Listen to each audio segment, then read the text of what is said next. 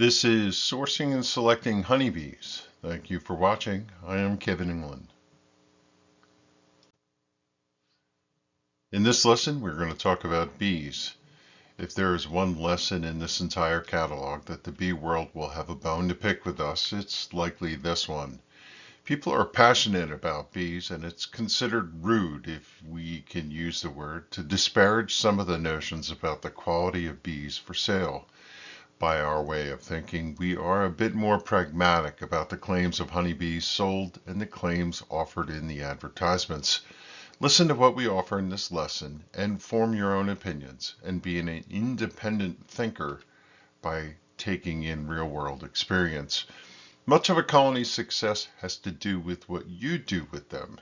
The truth is, there are some bees that are exemplary, just the way that there are special dogs in the population, but we normal beekeepers, we are working with common bees on most occasions, and we will seed that impression upon you before we start in on this lesson.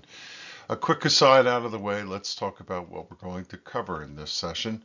We will offer a quick primer on the genus and race of bees. We'll spend a moment talking about the dynamics of the marketplace drivers, and then we'll turn to how to physically buy bees, where, what, when, and we'll leave you with a few odds and ends to round out the session. When bees are sold in the United States, they are often advertised with descriptive labels that infer some traits. Sellers often describe bees for sale by their perceived association to the place of origin, Italy, Russia, Carnica. Others have developed the brand names that associate the bees for sale through some geography or particular characteristic. Ankle-biter bees, Minnesota hygienic. These labels are helpful and confusing all at the same time. As consumers, we're accustomed to shopping things with an eye towards features and functions. With bees, it's often not that simple. To that end, let's spend a little time exploring different aspects that describe the bees that we can buy and land on some recommendations.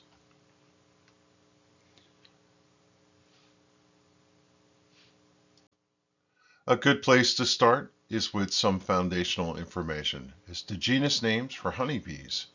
It infers where they originate, and as the slide shows, linguistic bees are of Italian origin. Carniolan bees came from the Carnica region, Mellifera, Germany, and so on.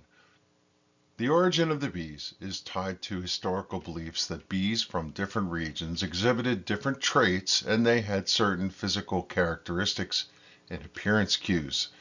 This becomes important as we move through our exploration, and we talk more about this in the next few slides.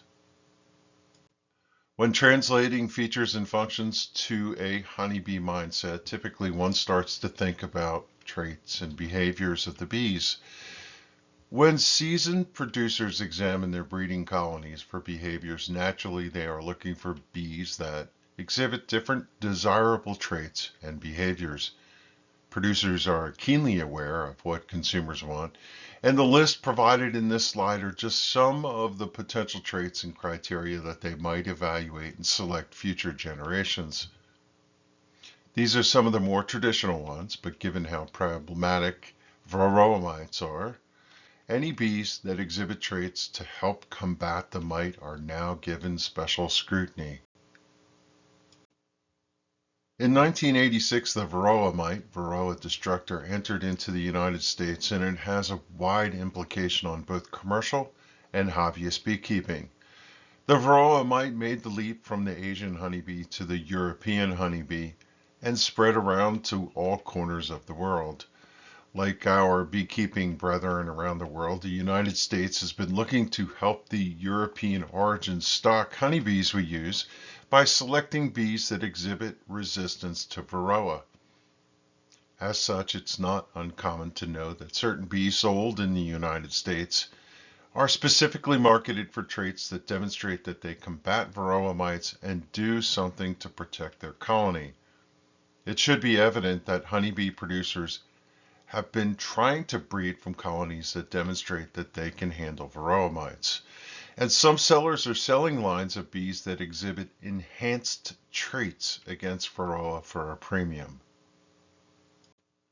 An interesting thing about traits is while they can be generically described, each colony of bees has its own behavior and traits as passed down by the queen in the mix of drones that she mated with.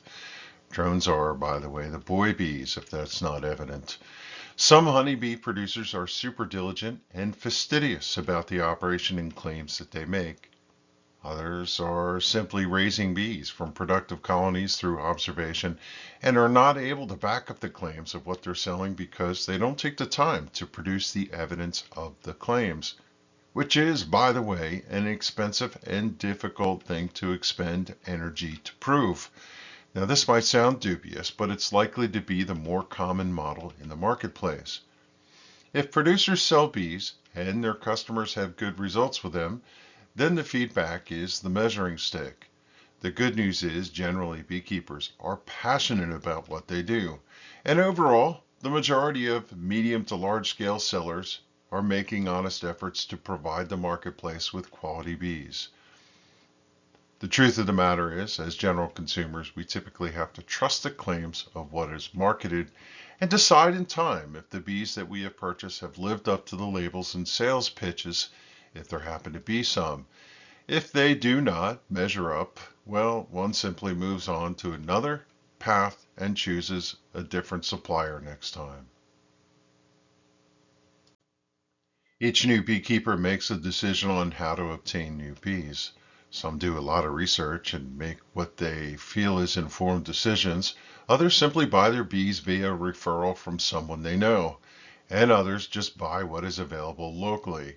Most new beekeepers, unless they have done some due diligence in advance of getting into the craft, do not shop by other parameters other than cost, of course.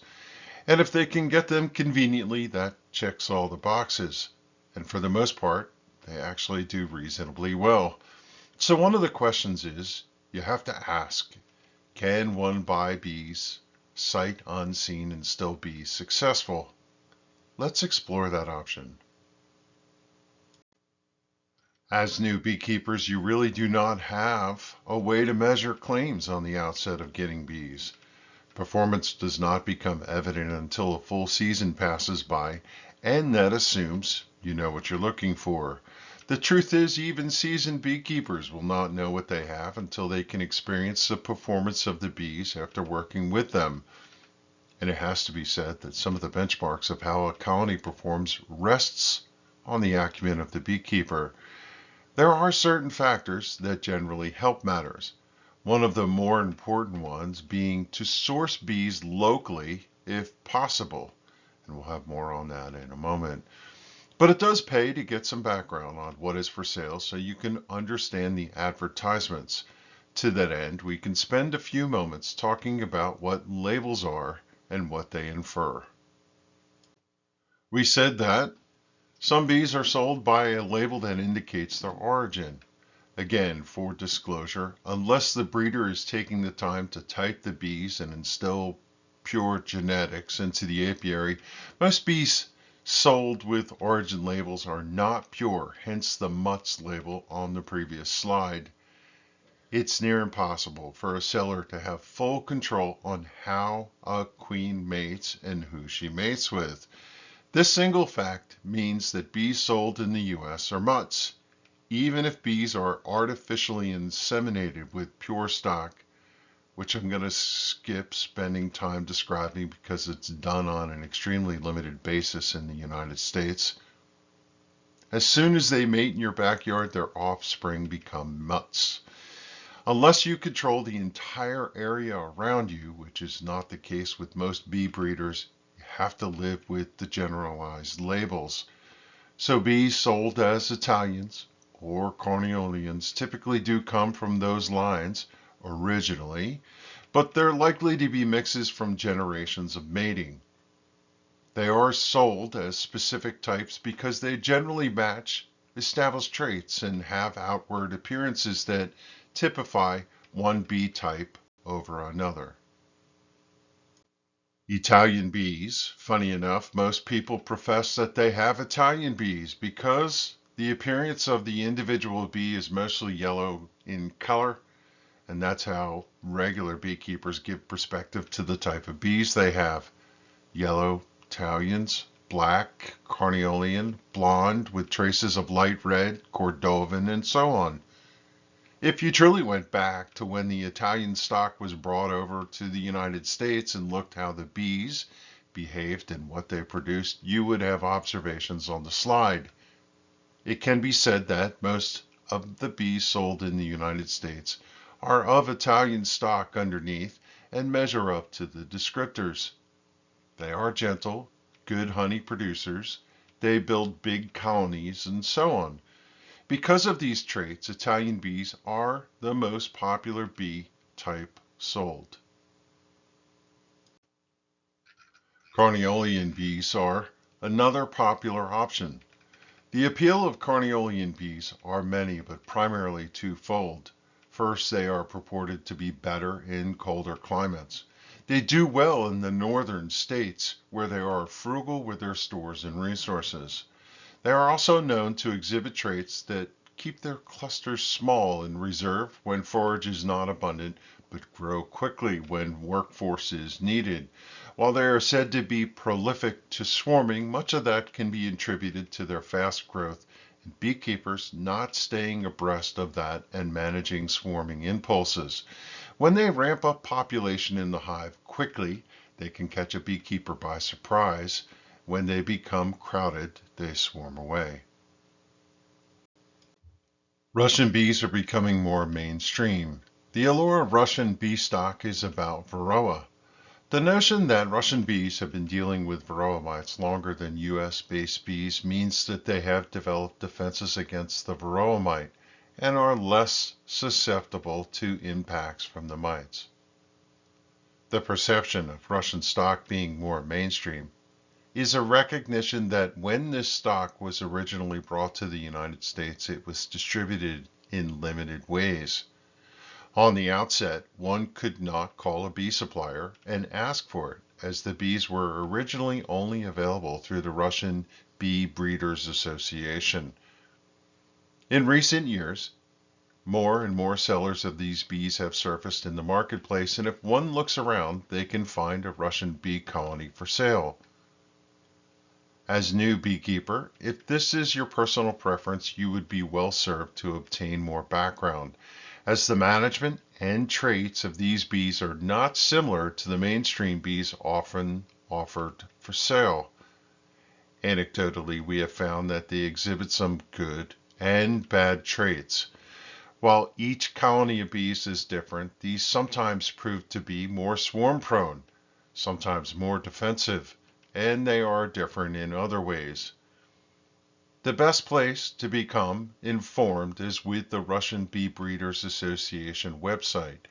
They have a mission to educate beekeepers on the nuance and management of this type of bee.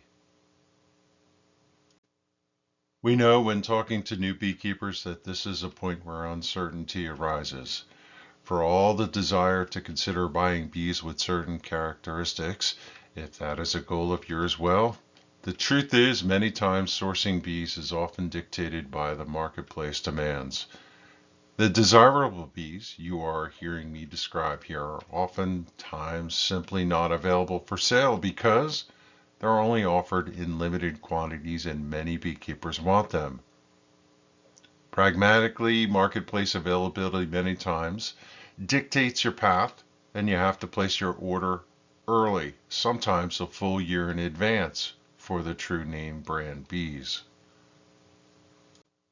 While it is an interesting notion to quote unquote shop for bees, truthfully, many people select the bees they start with by determining which channel they will use to physically take possession of the bees. As noted on the slide, you can buy bees from a seller, and in some arrangements, they will literally mail them to you in a specially designed package for shipping bees to your home. Truthfully, this happens, but it does not appear to be the most common approach on the whole. There have also been sporadic reports of shipping difficulties due to COVID-related dynamics impacting the shipping industry of bees.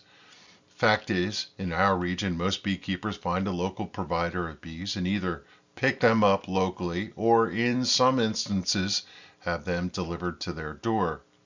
What we're trying to say here is when sourcing bees, this is often the shopping for traits, type, race.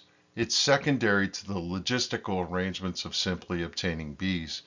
You find a seller and you get what they're selling. Be aware that even if you're buying bees from a local seller, it does not mean that bees are locally sourced. It is common and actually a service for operations to go south in the early spring and transport bees back to the north for resale. When purchasing bees, do ask about the origin of the bees you'll receive and keep that in your notes. Now, this is a consideration of great importance. Local sourcing. So where do bees physically derive from? As they are coming from your specific region? Or are they coming from afar, say California, Florida, or Hawaii? There is a known advantage of buying bees that are conditioned to operate in a local climate. Locally sourced bees are acclimatized to conditions and their response to weather conditions is lockstep with the locale. In contrast, for us here in New Jersey, bees that are sourced from the warm south take some time to adjust, and there is a recognized benefit to using locally sourced bees. This requires us to consider the physical task of obtaining bees. Be aware that even if you are buying bees from a local seller, it does not mean the bees are locally sourced. It is common and actually a service for operations to go south in the spring and transport bees back to the north for resale. When purchasing bees, do ask about the origin of the bees you'll receive and keep that in your notes. The magic question coming to the end of this is, where do I buy them from? The quick answer is, seek some guidance from your local or state beekeepers association if you're still confused. If you want to buy from your region, they will have plenty of recommendations for you. If you're not going to buy from somebody locally in your community, another place to consider is bee supply houses. For example, Man Lake is known to supply beekeepers with bees each spring from their outlets, and they are a fairly prolific source for bees in the mid-Atlantic region. Of course, you can check with your local supply house if you have one, and there's always advertisements in the bee magazines like Bee Culture and the American Bee Journal. Heck, sometimes you can even roll down to your local Tractor Supply and order your bees. There are plenty of outlets to buy bees these days. There is a reason for this lesson being early in the catalog. It is really best if you place your order early, especially as noted if you are ordering some specialty stock of bees. The cost of bees for sale is as widespread these days as it has ever been. Use the numbers we've supplied here as a guide, but know that they vary widely from seller to seller and usually go up every season, and especially for bees that have some marketed specialty. Bees are at the core of beekeeping. Yeah, this is a simple and obvious statement. And it could be said that what we shared has some opinions in it, and opinions vary. Our hope is that we succeeded in giving you a flavor of some of the background at sourcing bees, and that you feel like you're a little bit better informed. As to buying special bees, we will end with a pinch of common sense. Placing one or two hives of special bees is a welcome thing, especially if we're your neighbor and we can benefit from future years of your bees and their genetics in our area. But keep in mind that for every special hive of bees you place, there are trailer loads of regular bees being delivered and deployed into the region every year. We love good bees, but taken into perspective, we love good, competent beekeepers better. Following this lesson is a special sidebar that takes a little more of the dynamic of package bees and expands on that, it's really in your best interest to take in that lesson so you know and are a better informed consumer. We move from there to some important background for beekeepers that they should know on the outset of becoming a beekeeper. If you have questions, you can ask at our next online session. You can also send an email to the address on the slide. If you're watching from YouTube, you can leave a comment below. Thanks for watching, and we'll see you at the next lesson.